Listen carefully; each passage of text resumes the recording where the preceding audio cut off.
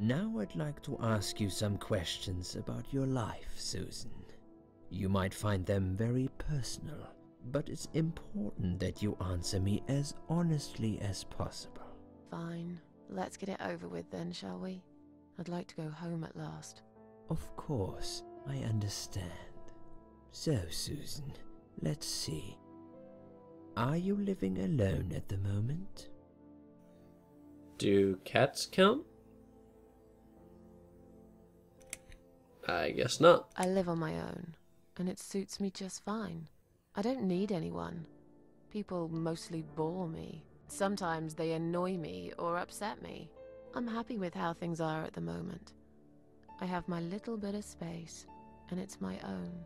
It's private. I'd like to keep it that way. What do you do for a living? I'm between jobs at the moment. I'll find something soon. But it's been difficult. I didn't feel that great. I felt weak and powerless and tired most of the time. I felt really awfully tired. Typical depression symptoms. We can give you something for that. You'll feel stronger and motivated. I admire your faith in modern medication, Doctor. I hope you're right. Describe to me what your mornings look like. What is the first thing you do each day? I thought of something to say, but it's particularly crude, and I don't see Susan doing that, so I go to the toilet. I like that one. I have to ask myself again. What would Susan do?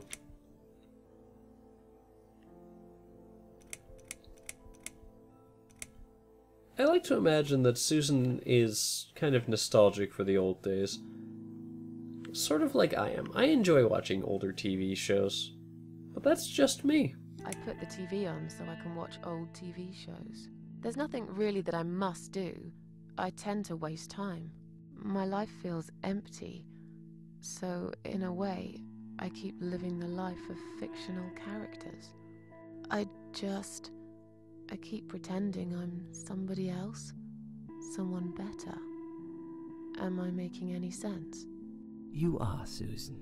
But perhaps you are being too critical about yourself. Well, I'm just being honest. Don't think much of myself right now.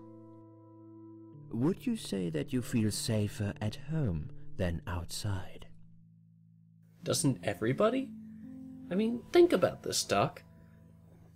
Outside, there are murderers and wild animals and rabies and bats and various diseases.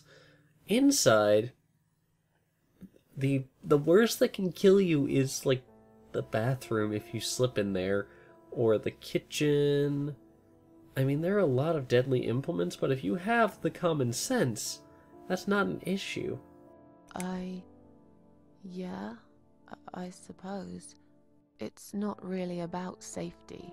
I've just felt sad for a long time now. Really sad, you know? Somehow it brings me down even more when I go out and see all those happy, successful people. It makes me feel more like a failure. If I don't see it, it doesn't hurt that much. What do you think is missing in your life? Or rather, what is one thing that you think would make your life better? Fewer people in the world, Doctor. Fewer people. That would free up air. That would create less of a vocal minority if the right people were gone. Oh dear. Oh dear. I am treading down a dark path and I know it.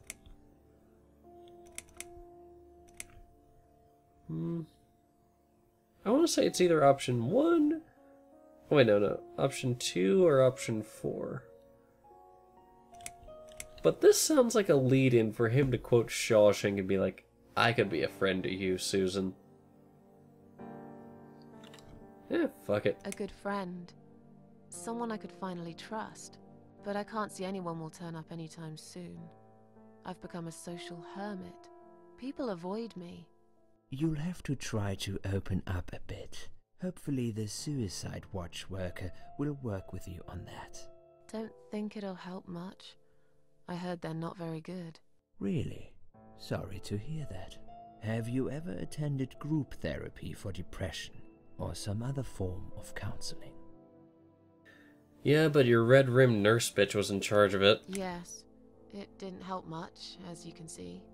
Just something to think about. I can see you're really willing to open up and talk about your issues. That's a positive sign. I haven't really talked about my feelings for a long time. You're doing very well so far. Do you have problems sleeping? All the time. Let me check the time right now so I can give you guys an example. It is currently 3:46 on Monday, February 1st. It is pitch black outside and I'm sitting here recording. Every night. I take pills for that. There aren't any left now, though. In the light of recent events, I think you should stay off those pills for a while. I suggest you drink some hot milk before bed instead. Would you describe for me how you feel at the moment? Kinda sleepy and my throat is dry. But, you know... Definitely better than before the accident. Good. Hopefully you can now move on from here. With a bit of luck you will enjoy life again. Suicide attempts often have that effect on people.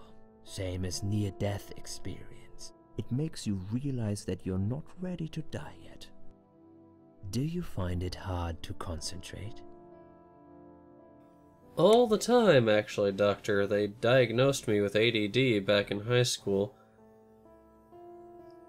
I had a hair in my mouth. That's... ugh. Put me on Vyvanse. And I turned into a real Mr. Hyde there. Yeah, it was not fun. Yes, sometimes. Do you drink alcohol, Susan? I do occasionally enjoy a hard lemonade. Only sometimes. I'd suggest you don't consume any alcohol at all for a while. Does that sound like something you can do? Yeah, sure. I'm not a big drinker anyway. Sometimes when life gets too much and people feel sad or upset, they think about suicide. Do you often think about suicide? Well, I used to think about it sometimes. Don't you think about it when you're really down? Susan, I'm a psychiatrist. My job is to talk people out of it. Would you ask a fireman if he ever thinks about setting fire to his house? I Yes. suppose not. But I'm sure lots of people have times when they do think about it. I couldn't say, Susan. The statistics show that men are 3 times more likely than women to commit suicide. That puts you in the minority.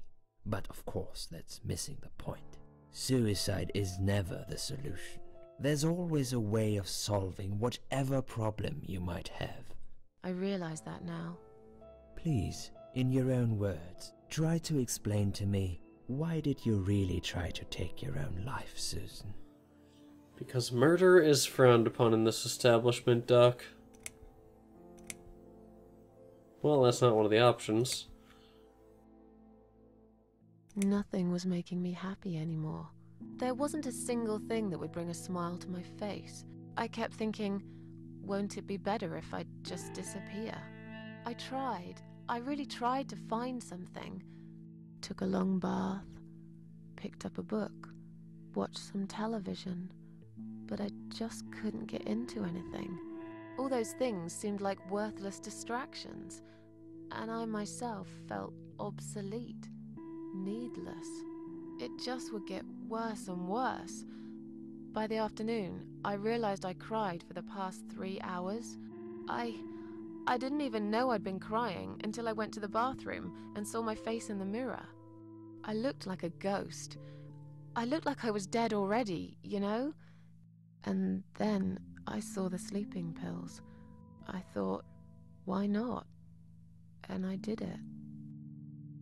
Do you feel as if you're a burden, or that life isn't worth living?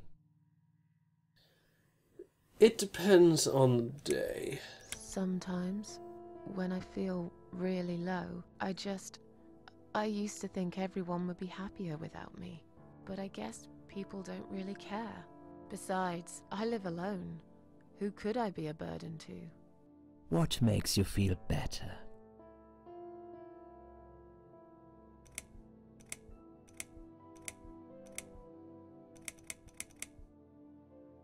My cats.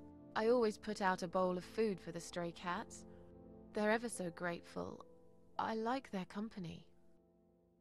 What makes you feel worse? Oh, this one's easy. Except that's not the entire answer that I would usually give, because apparently I'm a raging sociopath on the inside. Yeah, I'm a charming person. For sure. People. They've let me down too many times. I don't know who to trust anymore. I only trust my cats these days. So you say in the suicide note. Because that's true. I've been stabbed in the back more times than I could count. Have you imagined your funeral and how people will react to your death? I like to think that I would go out in a blaze of glory. Like, if I'm going to be cremated, I want someone to put a lithium battery in my pocket. That way we just... Or, yes, do that. And crank it up to the 1812 overture when they're getting to that part that everybody knows. With the cannons and everything. That's how to go. Otherwise, I like to think it would be a celebration of my life. But this is Susan we're talking about. Oh, I never really thought about that. But I guess it would be a cheap one. I don't really know what they do with people like me. Maybe they just throw us in a hole and forget about it, since there'd be nobody to visit my grave anyway. I don't think so, Susan. The city would pay for it. Or so they want people to believe. Finally, I'd like you to tell me about Eric. Eric? Yes, your husband. I believe this might be important. What can you tell me about your relationship? What had happened between you two?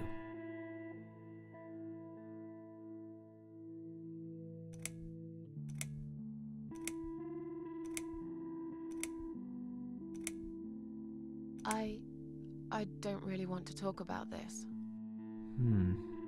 Fine. I suppose you've opened enough for one day. Okay, one more question. This is just a formality, but I have to ask, are you going to do it again? That's a hard one. I don't know. But hey, I've got it. The answer is no, I'm not. Thank you very much. Excellent. We are nearly done here. There's just one more thing I must clear with you. What exactly happened last night? Well, after I'd met you outside the ward yesterday, I went back to my room and fell asleep. I slept really well, considering what happened earlier. But then someone woke me up. It was the same nurse who was so friendly with me the first night. She said we needed to talk. We must go, Susan. You are not safe here. But... Please, you must follow me, quickly. This seems like a good enough place to take a break. Maybe grab another drink, go to sleep. I will be back later. If this video ends up not meeting the time of at least 15 minutes, I will just add in the next session. If not, well, I'll see you guys in the next video. Take care.